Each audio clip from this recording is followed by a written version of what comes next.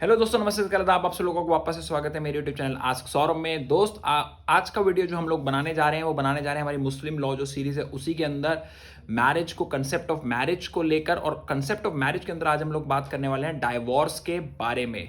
तो डाइवोर्स जो है मुस्लिम लॉ के अंदर कोडिफाइड है कि नहीं है, किस प्रकार का है, क्या क्या चीज़ें उनमें बताई गई है, आज हम उसी बारे में डिस्कस करेंगे हमारे इस स्ट्रीम के अंदर। तो दोस्तों एंड तक बने रहिए। और मुस्लिम लॉ में डाइवोर्स किस प्रकार से लिया जाता है, कौन सा वो डाइवोर्स है जिसको भारत सरकार ने ट्रिपल तलाक के अंदर बैन कर दिया है, उसी का डिस्कशन आज हम लोग इसमें करने वाले हैं। तो दोस्तों आइए चलते हैं हमारी स्ट्रीम के ऊपर।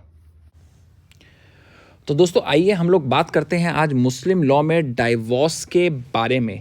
और जब हम डाइवोर्स की बात कर रहे हैं तो मैं आप लोगों को बोलूँगा कि आप इस वीडियो को बहुत ध्यान से देखें, क्योंकि इसके अंदर हम बहुत सारी ऐसी टर्म्स हैं जिनका यूज़ करने वाले हैं जो एग्ज़ाम के अंदर बहुत ही ज़्यादा पूछी जाती हैं। क्योंकि मुस्लिम लॉ के अंदर मैरिज और मेंटेनेंस से ही ज़्यादा सवाल आते हैं और सबसे ज़्यादा सवाल जो है वो मैरिज से ही आते हैं। तो मेरा आप लोगों को रिकमेंडेशन यही है कि पिछली वीडियो के अंदर जहाँ आपने मैरिज के बारे में डिस्कशन करा कि किस प्रकार से मैरिज कॉन्ट्रैक्ट है मुस्लिम लॉ के अंदर, क्या उसके एसेंशियल्स हैं, उसी तरीके से आज हम इसमें डाइवोर्स की बात करने वाले हैं। क्योंकि डाइवोर्स जो है वो बहुत इंपॉर्टेंट पार्ट है एक मैरिज की रेमेडी का, अगर कोई कपल जो है अपनी मैरिज को पुट फॉरवर्ड नहीं करना चाहता। सबसे इंपॉर्टेंट चीज़ है कि इस्लाम के अंदर जो मैरिज है वो एक ऑब्लिगेटरी कंसेप्ट है, ऑब्लिगेटरी कंसेप्ट है जिसके अंदर जो भी व्यक्ति साउंड माइंड का है या हेल्दी स्टेट का है उसको शादी करनी ज़रूरी है। और जो डाइवोर्स है जिस इस्लाम के अंदर, उसको बहुत ही गलत माना जाता है, यानी एक तरीके से कहें तो बहुत ही रॉन्ग माना जाता है डाइवोर्स को। और इसलिए जो डाइवोर्स है उसको करने के जो तरीके हैं वो जो सही हैं उनको प्रॉफिट मोहम्मद साहब की जो टीचिंग्स हैं उन्हीं से ही ड्राइव किया जाता है। तो आज हम लोग बात करेंगे बेसिकली इस्लाम के अंदर, मुस्लिम लॉ के अंदर जो हमारी डाइवोर्स है वो किस प्रकार से बेसिकली है। तो मैं आपको बता दूं, सबसे पहले तो जो मुस्लिम लॉ के अंदर डाइवोर्स है वो दो वेज में है। पहला जो वे है वो है एक्स्ट्रा जुडिशियल। एक्स्ट्रा जुडिशियल यानी जो लॉ के अंदर नहीं है बट बिकॉज मुस्लिम लॉ जो है वो कोडिफाइड है भी नहीं और ज़्यादातर चीज़ें उसमें कस्टमरी है। तो एक्स्ट्रा जुडिशियल डाइवोर्स के अंदर ही हमारी जो कस्टमरी डाइवोर्स हैं, यानी जो एक तरीके से कहें धर्म के अंदर बताए गए तरीके हैं, उन्हीं से ही डराइव किया गया है। वहीं पे जो दूसरा है हमारा जुडिशियल डाइवोर्स, यानी जुडिशियल जो डिक्री ऑफ डाइवोर्स है वो जो है वो पावर दी गई, उसकी पावर जो है वो आती है हमारे dissolution of Muslim marriage act, जो कि आपका 1939 के अंदर आया था। तो ये dissolution of Muslim marriage act जो है 1939, इसके अंदर इसका तरीका बताया गया। और ये जो तरीका है, इसके अंदर जो तरीका बताया गया 1939 वाले के अंदर, ये वुमेन सेंट्रिक तरीका है। क्योंकि बेसिकली जो इस्लाम धर्म है उसके अंदर जो डाइवोर्स का तरीका है वो मेल सेंट्रिक है। जो इसमें जिसमें हम एक्स्ट्रा जुडिशियल डाइवोर्स वाले में बात कर रहे हैं ये थोड़ा मेल सेंट्रिक है। इसमें जो है पति को ही ज़्यादा पावर दी गई हैं। तो इसलिए 1939 के अंदर वुमेन सेंट्रिक लॉ बनाया गया था। और बहुत ही छोटा सा एक्ट है, आप इसे अगर पढ़ेंगे तो मेरे ख्याल से तकरीबन 8 या 9 सेक्शंस ही इसी के अंदर हैं। और उसमें से जो मेन सेक्शन है वो सेक्शन 2 ही है, जिसके अंदर ग्राउंड्स दिए गए हैं जो डिसोल्यूशन ऑफ मैरिज है बाय अ वाइफ। और क्या कहते हैं, आप देखेंगे तो उसमें जो मेन है वो मेन ग्राउंड्स इम्पोर्टेंसी और क्रूएल्टी, और फिर जो आपका आप हिंदू डाइवोर्स का अगर आपने पढ़ा होगा सेक्शन 30 हिंदू मैरिज एक्ट के अंदर, तो उसमें जो ग्राउंड्स है लगभग उससे मिलते जुलते ग्राउंड्स ही यहाँ पर दिए गए हैं। तो आप इसको पढ़ सकते हैं। ये जुडिशियल डिक्री ऑफ डाइवोर्स जो है वो बेसिकली ज़्यादा उसमें कुछ है नहीं, और हमारा बताने के लिए उसमें इतना कुछ है नहीं। 8 सेक्शन है, सेक्शन 2 के अंदर आपको बेसिकली सारे ग्राउंड्स मिल जाएंगे। तो हम लोग जो हमारा जो आज का मेन फोकस है वो बेसिकली जो है वो रहने वाला है इसके ऊपर जो हमारा एक्स्ट्रा जुडिशियल डाइवोर्स जिसकी हम लोग बात करेंगे, क्योंकि ये ही जो है हमेशा बातों में रहता है और इसी को लेकर ही सवाल ज़्यादा आते हैं। तो आइए, एक्स्ट्रा जुडिशियल डाइवोर्स यानी जो कस्टमरी डाइवोर्स है, बेसिकली मुस्लिम डाइवोर्स, वो किस प्रकार के हैं, कितने प्रकार के हैं, उसको हम लोग पहले पढ़ लेते हैं। तो जो मुस्लिम डाइवोर्स, जो एक्स्ट्रा जुडिशियल डाइवोर्स हैं, सबसे पहले तो उनमें आता है तलाक। तो तलाक बेसिकली उर्दू का एक वर्ड है जो कि जिसका मतलब होता है सेट टू बी फ्री, यानी एक तरीके से फ्री कर देना रिश्ते बंधन से। तो तलाक जो है सबसे पहला फॉर्म, उस तलाक फॉर्म के अंदर 2 फॉर्म्स हैं जिनके बारे में डिस्कशन किया जाता है। सबसे पहले जो आती है वो आती है तलाक तलाक उल बिद्दत। तो तलाक उल बिद्दत जो है सबसे पहली फॉर्म है। दूसरी फॉर्म जो है वो है तलाक उल सुन्नत। अब बिद्दत जो है, बिद्दत का मतलब जो उर्दू के अंदर वो होता है इनोवेशन, यानी कोई इनोवेट फॉर्म है ये, और जो यही फॉर्म है इसी को ही ट्रिपल तलाक कहा जाता है। जो तलाकुल बिद्दत है इसी को ही ट्रिपल तलाक कहा जाता है। और ये जो फॉर्म है ये इस्लाम के अंदर मानने और रॉन्ग मानी जाती है, एक तरीके से गलत मानी जाती है, बट ये एक इनोवेटेड फॉर्म है और ज़्यादातर इसका जो परफॉर्मेंस है वो सुन्नी मुस्लिम्स में ही किया जाता है। जहाँ पर बात आती है तलाक उल सुन्नत की, तो सुन्नत मैंने आपको वैसे ही बताया था, सुन्ना से ड्राइव हुआ है। और सुन्ना जो है वो मतलब क्या है, प्रॉफिट साहब की टीचिंग्स। जो आपको याद होगा जो सोर्सेज ऑफ मुस्लिम लॉ मैंने बताए थे उसमें कुरान शरीफ थी, कुरान शरीफ के बाद सुन्ना था। तो जो प्रॉफिट साहब की टीचिंग है वो इसके अंदर आती है, सुन्ना के अंदर। तो बेसिकली ये वाला जो तलाकुल सुन्नत है ये बेसिकली जो है एक तरीके से एक्लेम्ड है, और एक तरीके से ये जो है वो राइट और करेक्ट फॉर्म है डाइवोर्स की।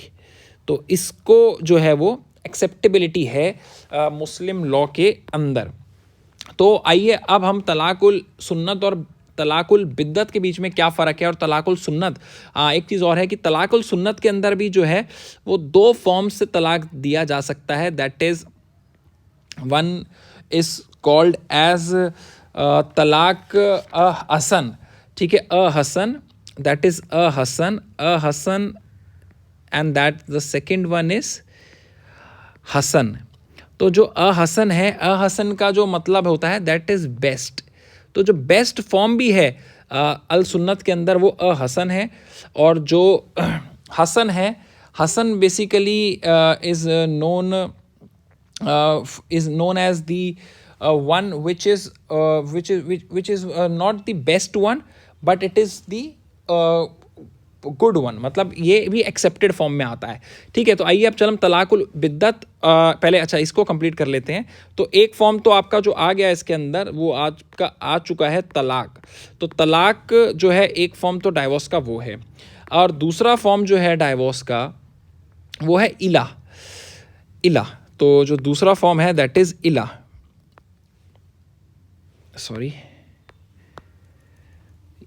दूसरा फॉर्म जो है वो है इला। और जो थर्ड फॉर्म है वो है ज़िहार। तो ये जो 3 फॉर्म्स हैं बेसिकली यही हैं जिसके अंदर आपका पहला आ गया तलाक, पहली फॉर्म जो आपकी आ चुकी है वो है तलाक, दूसरी फॉर्म जो आपकी है वो है इला। तो पहली फॉर्म तलाक है, दूसरी फॉर्म इला है, और तीसरी फॉर्म ज़िहार है।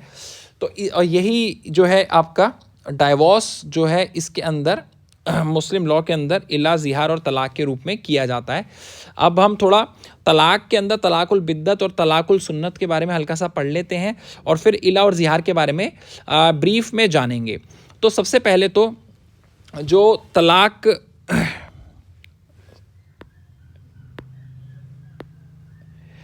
जो सबसे पहले हमारा तलाक उल बिद्दत है उसके बारे में पढ़ लेते हैं, क्योंकि तलाक उल बिद्दत जो है वही ट्रिपल तलाक है और वही सबसे ज़्यादा कंट्रोवर्शियल उसके अंदर जो है वो पार्ट है। तो ये तलाक उल बिद्दत यहाँ पे हम लोग लिख लेते हैं। और इसको तलाकुल बिद्दत को करते कैसे हैं, कैसे इसे ट्रिपल तलाक कहा गया, उसके बारे में आपको थोड़ा सा मैं आइडिया देता हूँ। तो तलाकुल बिद्दत के अंदर क्या होता है, तलाक सेंटेंस का यूज़ किया जाता है हस्बैंड द्वारा। तलाक सेंटेंस, तलाक word is used, talaq word is used in single sentence, talaq word is used in single sentence। तो एक सिंगल सेंटेंस के अंदर ही तलाक वर्ड जो है वो यूज कर दिया जाता है बाय हस्बैंड। मैंने आपको क्या बताया कि जो कस्टमरी फॉर्म है उसके अंदर जो है वो बेसिकली आपका जो पावर है वो हस्बैंड को दी गई है।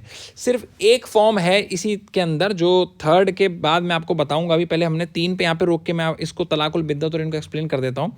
तो तलाकुल बिद्दत के अंदर जो मैं आपको बता रहा हूँ कि हस्बैंड को ही पावर ज़्यादा दी गई है इस कस्टमरी फॉर्म्स के अंदर, तलाकुल सुन्नत हो या बिद्दत हो या ज़िहर हो या इला हो, इनके अंदर तो हस्बैंड ही है जो तलाक वर्ड का यूज कर देता है in a single sentence during a period of, ये वर्ड्स जो है बहुत इंपॉर्टेंट हैं, ठीक है, ड्यूरिंग अ पीरियड ऑफ तुहर। तो तुहर वर्ड को आप लोगों ने ध्यान रखना है, बड़े इंपॉर्टेंट वर्ड्स हैं ये तलाकुल बिद्दत। तो क्योंकि ऐसे पूछा जा सकता है कि भैया ट्रिपल तलाक जो है उसको क्या कहा जाता है, तलाकुल सुन्नत, तलाकुल बिद्दत। तो तुहर वर्ड जो है आपने याद रखना है ड्यूरिंग अ पीरियड ऑफ तुहर। तुहर क्या होता है, 2 मेंस्ट्रुएशन साइकिल के बीच में, it's basically the period between 2 menstruation cycle, यानी आपकी एक मेंस्ट्रुएशन साइकिल हुई है उसके बाद आपका जो मेंस्ट्रुएशन साइकिल खत्म हुई फिर आपका पीरियड शुरू हो जाता है। तो उसके बाद जब आपकी दूसरी मेंस्ट्रुएशन साइकिल आनी है उसके पहले और जो खत्म हुई है उसके बीच में जो पीरियड है उसे कहा जाता है तुहर। तो पीरियड बिटवीन 2 मेंस्ट्रुएशन साइकिल, मतलब बेसिकली इन शॉर्ट फॉर्म अगर इसको हम लोग समझें तो इसका मतलब ये है कि जो आपका गर्ल है वो मेंस्ट्रुएट नहीं कर रही है, ठीक है, वो मेंस्ट्रुएट नहीं कर रही है। तो उस समय में जब वो मेंस्ट्रुएट नहीं कर रही है, अगर पति एक सेंटेंस के अंदर जो है इस वर्ड को यूज़ कर देता है तलाक वर्ड को, तो उसको कहा जाता है तलाक उल बिद्दत।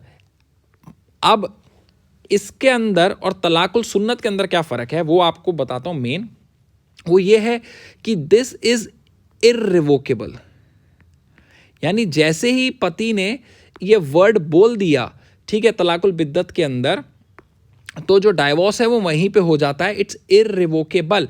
और जो है जो डाइवोर्स है उसी सेंटेंस पे डाइवोर्स हो जाता है। मगर जो सुन्नत है, जो हमारी तलाकुल सुन्नत है, तलाकुल सुन्नत के अंदर भी सेम ही चीज़ होती है। तलाक उल सुन्नत के अंदर जो हमारा पहला फॉर्म जो मैंने आपको बताया था विच इज़ अहसन के अंदर भी सेम चीज़ है। द तलाक word is said in single sentence, इसके अंदर भी सिंगल सेंटेंस पे ही कहा जा रहा है, ठीक है, जैसे उसमें कहा गया था and the period in period of तुहर, और तुहर पीरियड के भी में ही कहा जा रहा है, ठीक है, तुहर पीरियड पे ही कहा जा रहा है। मगर इसमें और उसमें फ़र्क क्या है कि her husband can revoke it during the period of इद्दत, यानी इसके अंदर जो हस्बैंड है शादी को रिवोक कर सकता है ड्यूरिंग पीरियड ऑफ इद्दत। अब ये इद्दत वर्ड आ गया इंपॉर्टेंट। तो इद्दत वर्ड क्या है, इद्दत वर्ड बेसिकली वो टाइम पीरियड है, इद्दत वर्ड जो बेसिकली वो टाइम पीरियड है जो एक वाइफ को ऑब्टेन करना होता है,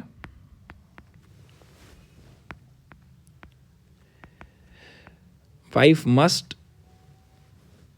ऑब्टेन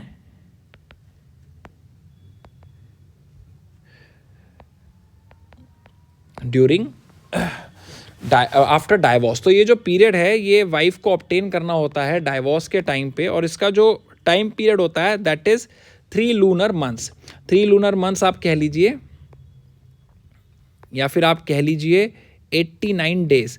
तो ये जो 89 डेज है ना, इन 89 डेज के अंदर वाइफ जो है उससे हस्बैंड शादी को रिवोक कर सकता है, अपना माइंड चेंज कर सकता है, मगर ये चीज़ जो है वो तलाक उल बिद्दत के अंदर बेसिकली नहीं है। तलाक उल बिद्दत के अंदर husband can not revoke it, उसको रिवोक नहीं कर सकता, मगर तलाक उल सुन्नत में जो अहसन है उसके अंदर इसको हस्बैंड रिवोक कर सकता है। जबकि तलाक उल बिद्दत और तलाक उल सुन्नत के अंदर अहसन जो है वो सेम ही है कि तलाक is said in a single sentence in a period of तुहर, but her husband can revoke it during the period of इद्दत। अब जो सेकंड जो इसके अंदर मैंने आपको बताया था, जो इसमें सेकंड वाला था हसन, उसके अंदर क्या है, उसके अंदर जो है वो तलाक word is used 3 times, 3 time use किया जा रहा है, 3 times during 3 different period of तुहर। तो इसके अंदर क्या है कि उसमें तो सिंगल सेंटेंस में यूज हो रहा है, एक ही बार में हस्बैंड ने बोल दिया। इस वाले के अंदर क्या है, सपोजिटली कि वाइफ का पहला तुहर का पीरियड जो है वो 3 मार्च को था, 3 मार्च को था, तो हस्बैंड ने तब उसको बोल दिया तलाक, तो हस्बैंड ने तब तलाक बोल दिया एक बार, ये हो गया एक बार। फिर आपका जो वाइफ का सेकेंड तुहर का पीरियड वो शुरू हुआ, वो 3 अप्रैल को शुरू हुआ। हम एक तरीके से इसको मान लेते हैं, जो मेंस्ट्रुअल साइकिल होती है 30 डेज़ की एक तरीके से, तो हस्बैंड ने फिर जो है अपना तलाक बोल दिया, तब बोल दिया, ये उसका सेकंड टाइम हो गया, ठीक है। फिर वाइफ का जो तीसरा जो अपना तुहर पीरियड है वो शुरू हुआ 3 मई से, ठीक है। 3 मई से जैसे उसका तीसरा पीरियड शुरू हुआ, हस्बैंड ने फिर उसे तीसरी बार तलाक बोल दिया। तो ये जो हसन है इसके अंदर 3 बार तलाक ऐसे बोला जाता है। अच्छा, इसकी एक्सेप्टेबिलिटी कम क्यों है, क्योंकि प्रॉफिट मोहम्मद साहब के हिसाब से जो तलाक शब्द है दैट्स एन ईवल वर्ड, तो ईवल वर्ड का 3 बार यूज़ करा जा रहा है, और इसलिए ये जो इसकी एक्सेप्टेबिलिटी है वो अहसन से कम मानी जाती है, क्योंकि इसमें जो तलाक वर्ड है उसका यूसेज जो है वो बहुत ज़्यादा बार हो रहा है। अच्छा, ये जो है ये भी जो है ये एक्सेप्टेबल क्यों है, क्योंकि ये भी रिवोकेबल है, इसमें भी जो हस्बैंड है वो रिवोक कर सकता है, ठीक है। तो इसमें हस्बैंड कब रिवोक कर सकता है, इसमें जो हस्बैंड है वो रिवोक कर सकता है आपका तीसरे जो तलाक का वर्ड उसने बोला है उससे पहले, तो ये रिवोकेबल है। और इसमें जो हस्बैंड है इस जो 3rd तलाक के वर्ड से पहले जो 2 बार तलाक हस्बैंड ने बोल दिया, उसके बाद अगर हस्बैंड चाहे तो इसको रेस्टिट्यूशन ऑफ हिज मैरिज कर सकता है before the 3rd word of तलाक। तो ये 3rd वर्ड से पहले जो हस्बैंड है इसको रिवोक कर सकता है। तो यहाँ पे जो अहसन है उसके अंदर 3 बार तलाक बोलना है, और जो 3rd वर्ड है 3rd तलाक का जो वर्ड है उससे पहले हस्बैंड अगर इसे रिवोक कर देगा तो ये जो मैरिज है ये भी रिवोकेबल है। तो यानी जो मेन फ़र्क बिद्दत और हसन, जो बिद्दत और सुन्नत में है, तलाकुल बिद्दत और जो तलाकुल सुन्नत में जो मेन फ़र्क है वो सिर्फ और सिर्फ है रिवोकेबिलिटी का, क्योंकि उसमें रिवोक नहीं किया जा सकता, जबकि इन दोनों के अंदर रिवोक किया जा सकता है। अब जो ईला है, ईला को हम शॉर्ट में समझ लेते हैं, क्योंकि ज़्यादा उसका भी सिग्निफिकेंस इतना नहीं है, बट फिर भी ईला को हम लोग शॉर्ट में समझ लेते हैं।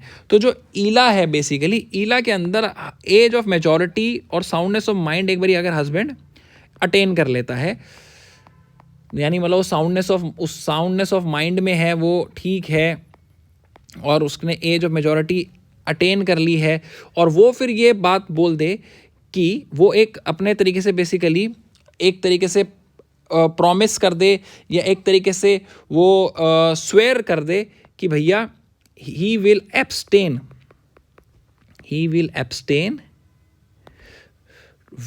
To do any intercourse with his wife for 4 months। तो ये जो है डाइवोर्स बेसिकली हो जाएगा, और इन्हीं 4 मंथ्स के अंदर उसको 3 लूनर मंथ्स जो है वो इद्दत के वो ऑब्जर्व करने को कह देता है। एंड तो 4 मंथ एंड 10 डेज के बाद जो है वो डाइवोर्स बेसिकली ये हो जाएगा। तो ये जो है इसके अंदर मेन चीज आपको समझनी है वो है कि हस्बैंड जो है एब्सटेन करता है to do any intercourse for the period of 4 months. Now the fourth one is जिहार and this is one of the most हराम फॉर्म ऑफ डाइवोर्स। ये बहुत ही हराम फॉर्म मानी जाती है डाइवोर्स की। इसके अंदर क्या होता है, हस्बैंड अपनी वाइफ की तुलना, husband compare his wife with mother. Compare मतलब ये नहीं कि उनके गुणों का कंपैरिजन कर रहा है या कुछ कर रहा है, ठीक है, वो कंपेयर कर रहा है, वो ये बोल देता है कि you are like my mother, यानी वो मदर्स को, अपनी वाइफ को अपनी माँ मान लेता है एक तरीके से। और ये जो मदर है इसमें मदर के अलावा और भी लेडीज़ हो, फीमेल हो सकती है जिसके साथ मतलब प्रोहिबिटेड रिलेशनशिप हो, मतलब क्या कहते हैं, जो इसके साथ एक तरीके से शादी नहीं कर सकता मेल, तो जो हस्बैंड है वो ऐसे उसमें किसी का कंपैरिजन कर देता है। तो इसके अंदर क्या है, वो अपनी वाइफ को बोल देता है भैया कि आप मेरी माँ की तरह हो। तो ये वो चीज़ है, इसके अंदर वो गलत हो जाती है और वो डाइवोर्स क्रिएट कर देता है। ये भी रिवोकेबल होता है। इसको रिवोक करने के लिए अगर हस्बैंड को 3 चीज़ें करनी होती हैं। अगर सिहर के अंदर रिवोक करना है, या तो किसी स्लेव को फ्री करना होता है, क्योंकि ये पुराने ज़माने के कानून है तो उस समय स्लेव्स होते थे, ठीक है, या तो उसको 2 महीने के लिए फास्ट ऑब्जर्व करना पड़ता है, या फिर उसको जो है आपका 60 पुअर लोगों को फीड करना पड़ता है। तो ये और है, ध्यान रखना। तो यानी इनमें से कब, जब वो 3 कामों में से कोई एक करेगा तभी जाके उसका रेवोकेशन वो कर सकता है मैरिज का। तो ये रेवोकेशन जो इस केस में तब होता है, ठीक है। तो ये जो है, और ऊपर वाले केस में मैं आपको बताना भूल गया, जो ईला है, ईला के अंदर रेवोकेशन आप कभी भी कर सकते हैं। ये जो पीरियड है इसके अंदर, जो ये पीरियड यहाँ पे मैंने मेंशन करा है, इसके अंदर आप कभी भी रेवोकेशन ईला के अंदर भी कर सकते हैं। तो बेसिकली जो तलाकुल बिद्दत है वही जो तलाक है, जो ट्रिपल तलाक जिसको हम लोग कहते हैं, उसी तलाक को जो है वो बैन किया गया है मोदी गवर्नमेंट द्वारा, which is known as triple talaq, ठीक है। ये जो है इसी को बैन किया गया है मोदी गवर्नमेंट द्वारा under the what is that Muslim women prevention act, जो इन्होंने 2019 में पास किया था। मुस्लिम वुमेन प्रिवेंशन एक्ट, जो ये एक्ट था मोदी गवर्नमेंट का, जिसको ट्रिपल तलाक कानून भी कहा जाता है, उसके अंदर जो मुस्लिम वुमेन्स प्रोटेक्शन ऑफ राइट और मैरिज है एक्ट है 2019, इसी के अंदर मोदी गवर्नमेंट ने इस तलाकुल बिद्दत को करा है अपना बैन। तो अब चलते हैं जो हमारा 4th फॉर्म ऑफ जो है, एक तरीके से हम लोग बोलें कि 4th फॉर्म ऑफ जो हमारा एक वो है डाइवोर्स की। ये जो फॉर्म है डाइवोर्स की, ये वुमेन सेंट्रिक है, ठीक है, ये वुमेन सेंट्रिक है, ये 4th फॉर्म है, ठीक है। इसके अंदर वुमेन के पास पावर है। मैंने आपको क्या बताया, ऊपर वाले जितने भी फॉर्म्स थी जो मैंने आपको शेयर करी थी, जो ये तीनों फॉर्म्स हैं, इनके अंदर मैंने आपको क्या बताया कि ये जो तीनों फॉर्म है, तलाक, ईला, जिहार, ये है मेल सेंट्रिक। सिर्फ एक ही फॉर्म ऐसी है जो कि मतलब उसके अंदर भी मेल का ही रोल है, बेसिकली मेल ही पावर दे रहा है फीमेल को, तो वो ही वुमेन सेंट्रिक है। अदरवाइज जो कोई फीमेल है जो डाइवोर्स लेना चाहती है मुस्लिम रिलीजन के अंदर, वो सिर्फ और सिर्फ जो हमारा जो डिसोसिएशन मैरिज एक्ट जो है 1939 को, उसके अंदर ले सकती है। वुमेन सेंट्रिक जो है, जो डाइवोर्स जो वाइफ है वो ले सकती है, वो लेती है तलाक ए तफवीज़ के अंदर। तो तलाक ए तफवीज़ जो है, बेसिकली तफवीज़ का मतलब होता है डेलीगेशन। इसके अंदर क्या होता है, हस्बैंड, जो हस्बैंड है, हस्बैंड वाइफ को डेलीगेट करता है, जो वाइफ को हस्बैंड डेलीगेट करता है power of divorce. Husband delegates का मतलब क्या होता है, देना, ठीक है, देता है पावर, हस्बैंड जो है वाइफ को देता है डाइवोर्स लेने की, ठीक है। कब, ये कब दे सकता है, ये आप शादी के समय दे सकते हो, ये आप ड्यूरिंग मैरिज दे सकते हो, ठीक है, ये आप प्रायर टू मैरिज दे सकते हो, यानी आप जब शादी करने जा रहे हो तब दे सकते हो। ठीक है, आप ये सब्सिक्वेंट मैरिज के एकदम बाद दे सकते हो, सब्सिक्वेंट टू मैरिज। तो किसी भी समय पे आप ये जो पावर है वाइफ को तलाक़ तफवीज़ के अंदर आप अपनी वाइफ को डेलीगेटरी पावर्स दे सकते हो। और एक बारी जब आपने अपनी वाइफ को डेलीगेटरी पावर दे दी तो आप उसे रिवोक नहीं कर सकते। अच्छा, और इसका मतलब ये नहीं है कि वाइफ को डाइवोर्स लेना है तो ये पावर वो तभी ले सकती है, नहीं, ये पावर पहले ही उसको दे दी जाती है, वो अपना आराम से जीवन जी रही है और एक तरीके का कॉन्ट्रैक्ट ही हुआ एक तरीके का डेलीगेशन ऑफ पावर का, क्योंकि वो रिवोक नहीं हो सकता। तो हस्बैंड ये पावर जो है अपनी वाइफ को देता है, और वाइफ को अगर कभी लगता है ड्यूरिंग द रिलेशनशिप कि वो ये डाइवोर्स जो है वो लेना चाहती है तो वाइफ ले सकती है। बट उसके अंदर भी जो मैंने आपको क्या बताया, मेन रोल जो है वो आपके हस्बैंड का ही रहेगा, क्योंकि वही पावर डेलीगेट कर रहा है। तो जो इसके अंदर वुमेन सेंट्रिक जो डाइवोर्स है तलाक के तवफ़ीज़ के अंदर, वो भी जो है that is also given by the husband in a form of delegation. अब जो आखिरी जो इसके अंदर कंसेप्ट है डाइवोर्स का, वो म्यूचुअल कंसेप्ट है। ठीक है, म्यूचुअल कंसेप्ट है, और म्यूचुअल कंसेप्ट जो है उसके अंदर हमारे दो तरीके के आपका डाइवोर्स होते हैं, जो हमारे खुला और